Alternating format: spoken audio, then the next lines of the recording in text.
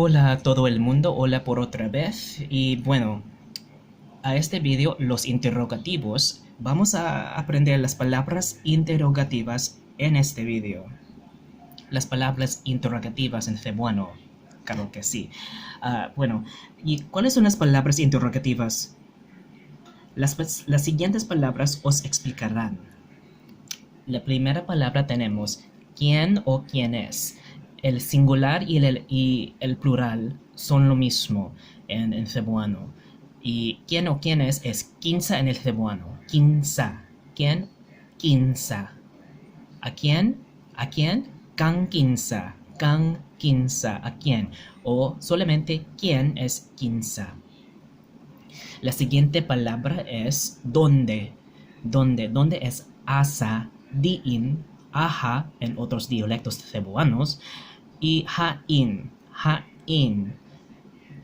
¿Dónde? Asa, ¿dónde? Diin. En el futuro uh, os explicaré las diferencias entre el usado de las palabras que expresan las acciones en el pasado o las acciones en el futuro, pero este video es solamente una introducción a las palabras interrogativas. Cuando, la siguiente palabra es cuando es anus-a o canus-a. También depende de la acción en el pasado o la acción en el futuro. Es dependiente de la acción. Cuando es anus-a o en común canus-a, canus-a. ¿Cuándo? Canus-a. La siguiente palabra es ¿por qué? ¿Por qué? Ngano, ngano.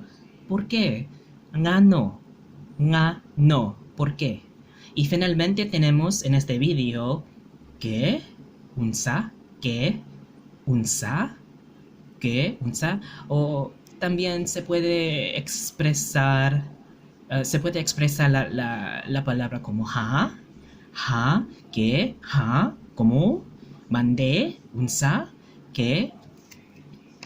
Y creo que es eso por este vídeo y bueno, y voy a hacer muchos más en el futuro, las grabaciones de palabras